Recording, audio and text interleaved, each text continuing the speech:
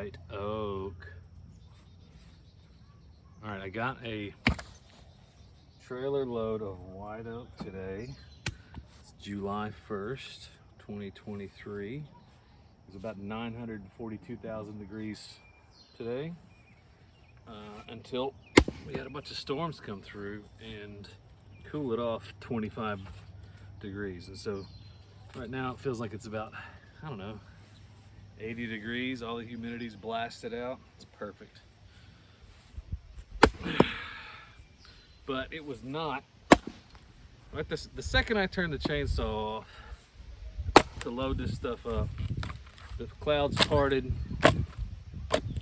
and the sun came out and it was hot. I mean, I guess I'm a dum-dum for cutting wood in July, but I don't really think there's a bad time to cut wood. There's just different times, so whatever. But it was hot when I was loading this stuff up, and there's some pretty big pieces. I mean, this one I'm splitting on, it's pretty big. What happened was this big, fat, probably 150-year-old, 200-year-old white oak came down, and it's all hollow in the middle, so there's not any kind of like good lumber wood. You could probably make some stuff out of it, but most of this is limb wood. All of what I got is, and most of the stuff I'm going to get out of this thing is limb wood, but there's tons of it. I got a 10 by 6 or 5 trailer, and I bet I got 2 or 3 more loads cut today besides this one, and I'm gonna go back and get some more. Anyway, I haven't had a white oak opportunity yet, and so it's a good chance for the video, for the channel, do a little wood profile on this stuff. This is the cream of the crop as far as oak goes. In like a stove wood type white oak is hard. It is non-porous. It can be kind of a bear to split when it comes out of the limbs like this did, but I'll split this and stack it, and it'll sit from now until October in the 90s, and then sit all winter long, and then sit through all the next summer, and it'll be ready to go because it's still really green. It fell a couple weeks ago, but it can be kind of twisted and gnarly. I mean, that's a 1/4 inch in between that. Most of it is not going to be like that, otherwise I wouldn't mess with it. But it's good, and it fell into a Chinquapin white oak, which I got a couple pieces of it too, just to show you, because you know there's red oak and there's white oak, and for those of you who don't know, then there's a bunch of subspecies. So Chinquapin is a white oak, but as far as lumber goes and firewood goes and everything about it, it's sold as white oak. And the same thing for like black oak and red oak and southern red oak and northern red oak and yada yada yada. Firewood is about the same for all of them. And lumber, you have varying degrees of quality. Like, I don't think anyone would make flooring out of pin oak, but southern red oak or northern red oak or black oak would all make really pretty flooring and furniture. Anyway, northern or white oak has the main Quercus white oak, literally white oak. And this is all, of course, in America. And then there's a few other ones, but in this case we're going to talk. So this one's white oak, and this one's Chinquapin oak, and they're pretty easy to distinguish. I've got a couple of leaves, a couple of trees I planted that I'll show you the leaves differences. But Chinquapin has a brown bark brownish gray. There's definitely some gray here, probably sunside here, but it's got brown bark, light brown, tan. And it's this color when it's young and old. The older it gets a little lighter, but it's still kind of that color. White oak has this flaky bark that always grows a bunch of green lichen on, and we got some cloud cover now, which really kind of helps see the different colors. It's not washed out. And then there's the leaves. Of course, the grain's different. This is darker than this, but that all kind of comes out in the wash as it seasons. Let's look at the leaves. I'm going to pull a couple of leaves real quick. Hang on.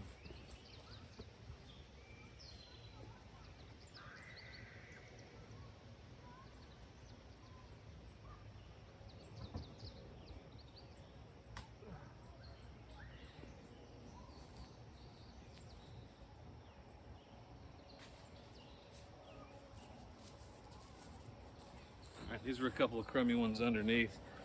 You got Chinquapin oak, which kind of looks like chestnut.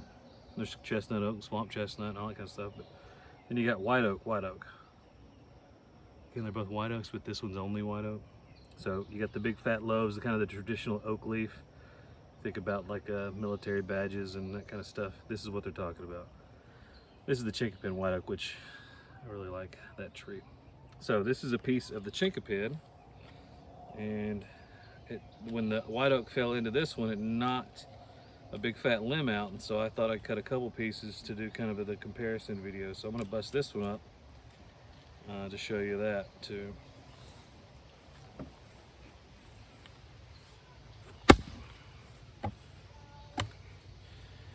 This white oak limb wood is definitely maul wood or splitting axe wood. I wouldn't bring the double bit to this party. You can, I guess, right? This is old tree here. I mean, these are all millimeter, all these growth rings, and it's got these really dark flecks in it. Both kinds of oaks, actually, most oaks have those kinds of radial flecks in them. When you quarter saw this stuff, it's really pretty, but these are really dark. A lot of times they're light. Another kind of neat difference is, let's see if you can know. This is white oak, this is Chinquapin. These have these radial lines in it, and those are pretty prominent not only in the end grain, but when you split it or cut it, you can see, I don't know if you can see it or not, but there's some shiny flat areas, which are those lines split out. So the difference between the regular white oak is these are light, and if you make furniture out of this, these are the shiny light parts, which are really pretty. Then you have the Chinquapin, and those are the dark parts in it, which are kind of that toffee mocha kind of color there, which would be pretty in a different way. As far as firewood goes, though, it's about the same. So there you go. You know, white oak is the tree that kind of mankind, at least Europeans and Americans, have really made into the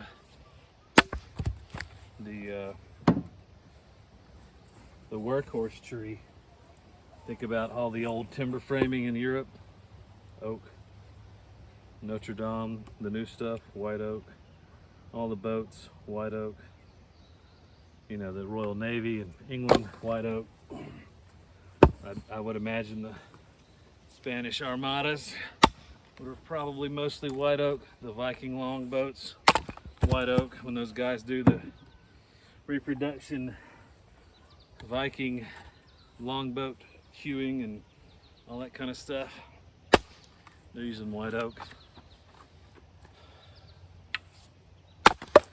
the Americans, once they lost the chestnut, they had to go all white oak. I'd say they probably used a lot of chestnut and poplar, but you know, if ash is the mother tree in the old mythologies, that I would say that white oak would be the father tree, if you're into that kind of stuff. But it's the big construction level tree. It's the tree that you make trailer bottoms out of. It's the timber frame tree. It's the peg tree. You know, if you're pegging up stuff together. Tool bodies can be made out of it. It's not really super springy like ash or elm or hickory, but it's not weak in any way. And once you get into that good stuff, it splits really well.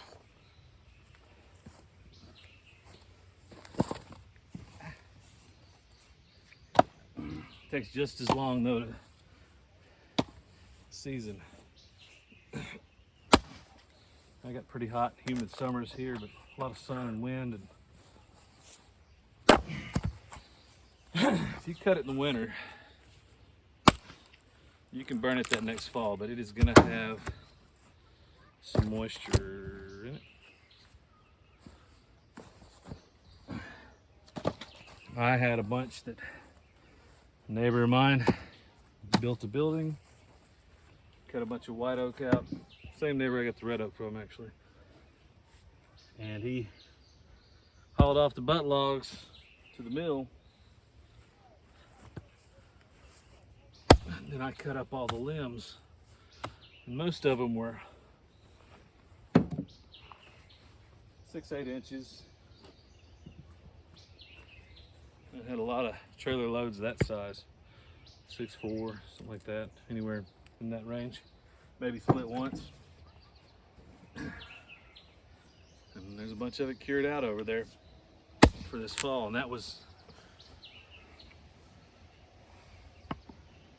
this was 2 years ago. But I burned a lot of it with less than a year on it, and it still did just fine. I have had white oak go out in a fireplace fire though, because I didn't have enough fire under it.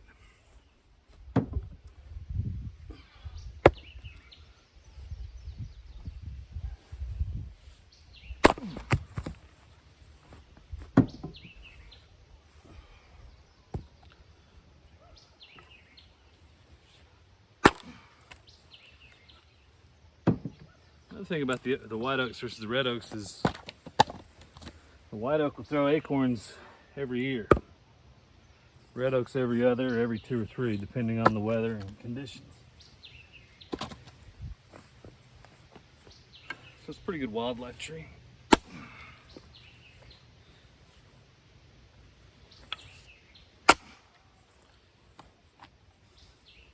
And then there's the whiskey industry and the wine industry.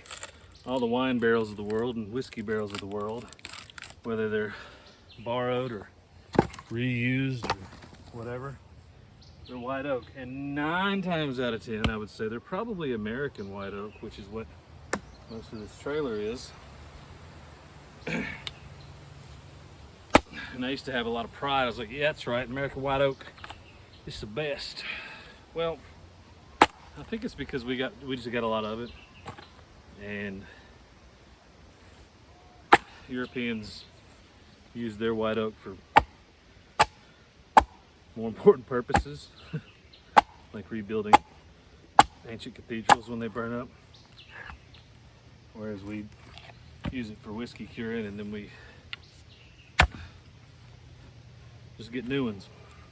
But the tannins in the white oak are what mellow out your favorite bourbon and whiskey and stuff like that. Or add that oaky flavor to a nice whiskey.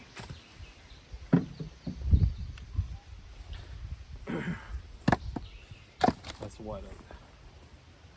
It's a white oak. All right, so this piece is gonna be a booger. I'm gonna hold off on that. Get this out. I got another piece of this Chinquapin. I'll split it out. It's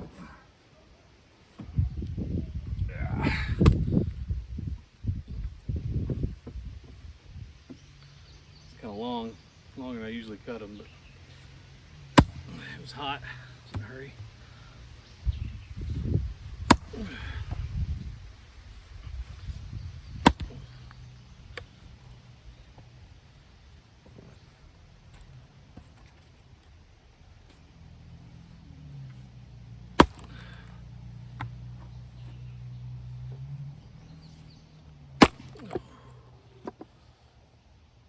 Unexpected. It happens.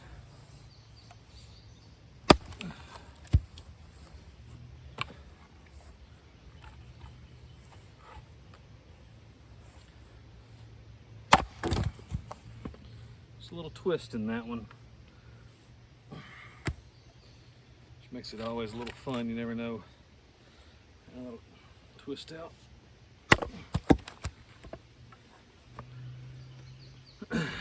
These are pretty big pieces and they're splitting pretty good. Oopsie daisies. Oopsie daisies.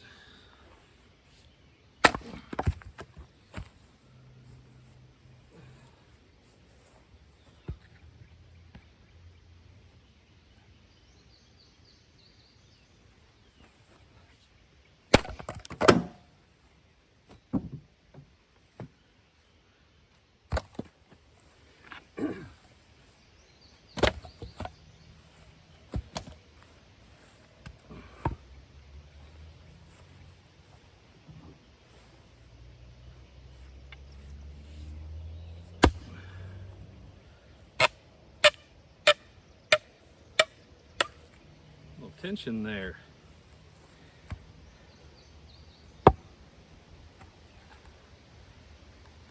It feels a lot drier than the other stuff.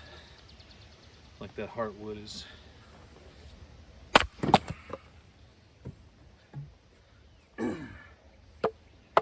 Drier. Smells good.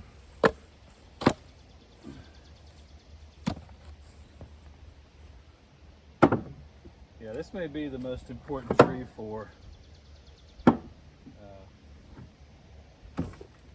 guess what I would normally call Western civilization.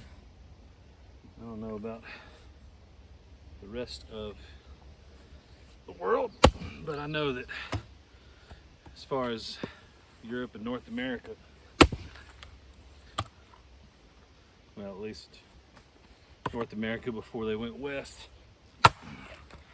this is a pretty major resource.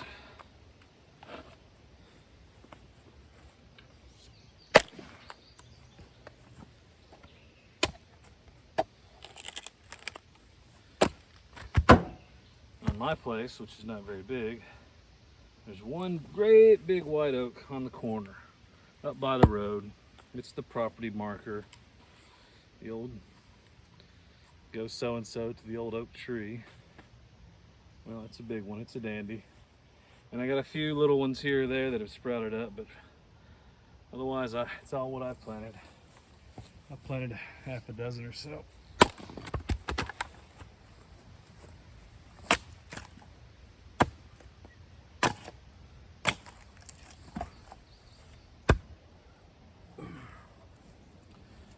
For my grandkids to enjoy, maybe.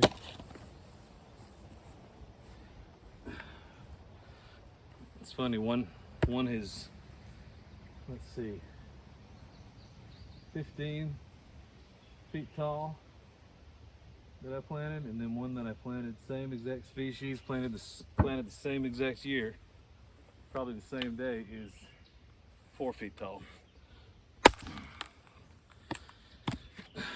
I don't know if that's because of what's growing beside it. They all have about the same competition, nutrient-wise.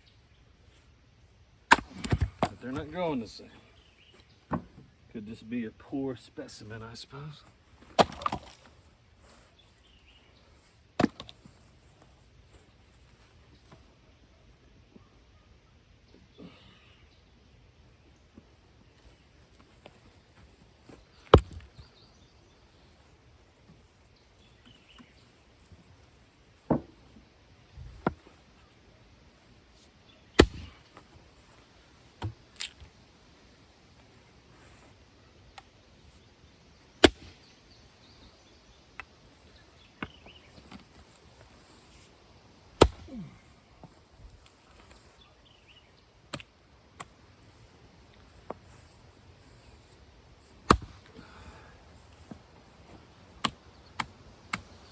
This one really should have probably been turned over.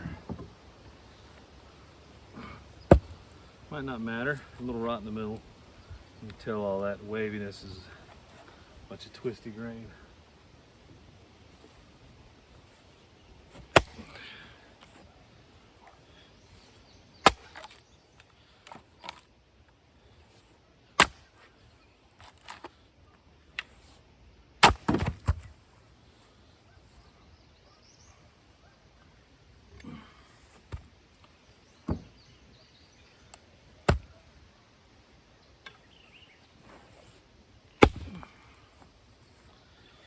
This is definitely stove wood.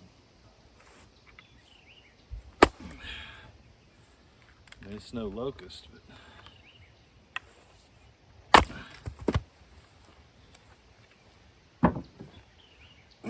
having a few of these big chunks laid up is all right for the old long cold nights.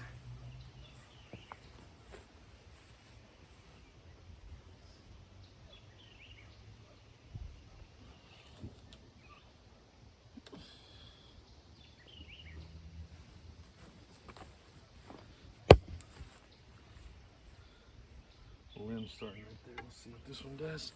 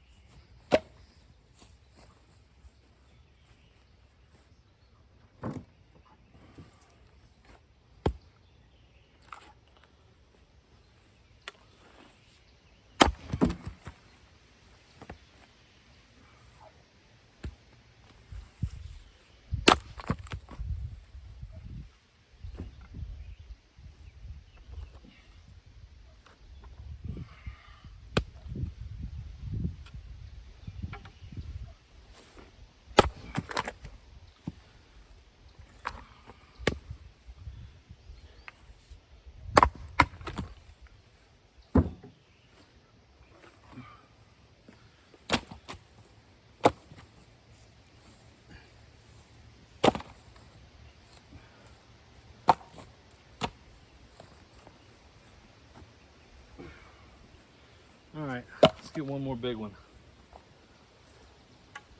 See what happens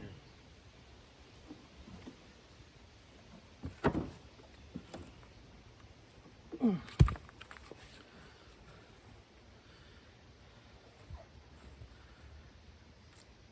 Not a lot of hidden knots in this stuff, that's for sure. I think this one's gonna go right down the middle.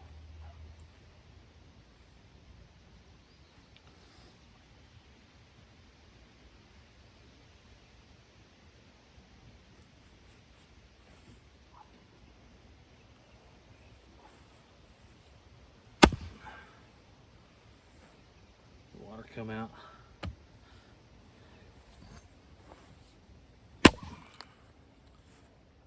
All right, now you've seen this before if you watch my videos. I don't ever go again there. It's split. There's no need to hit that again. So I'll turn the wood or where I'm swinging from, and then I'll let that hold it so I don't have to bend over. I don't mind bending over, but I don't want to have to come up with some contraption. Just turn it. And now we'll see. I'm gonna go there, there, there, there, maybe there.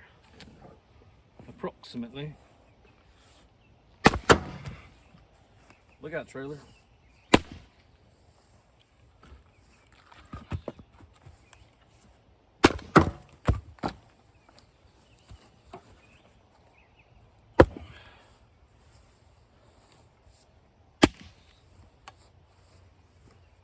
Not even having to swing hard. You can tell when you get into a good piece.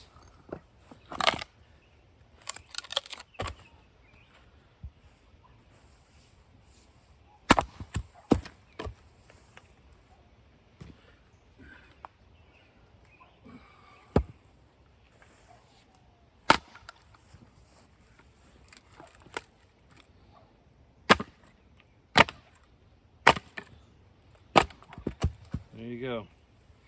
The mighty white oak. Let's get one more out of this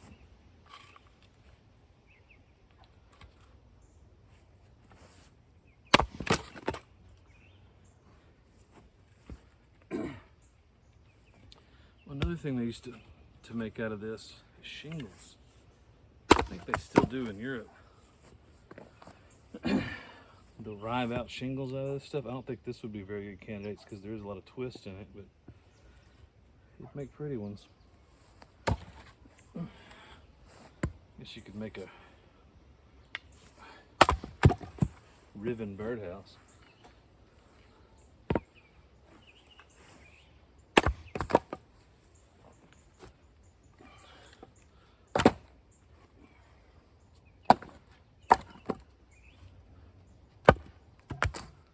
Oopsie daisies. Oopsie daisies.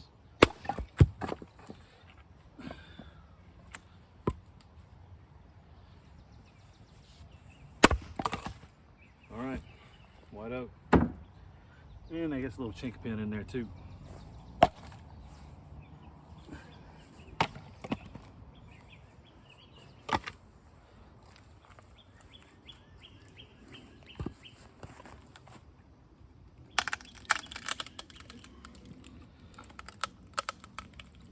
Oh.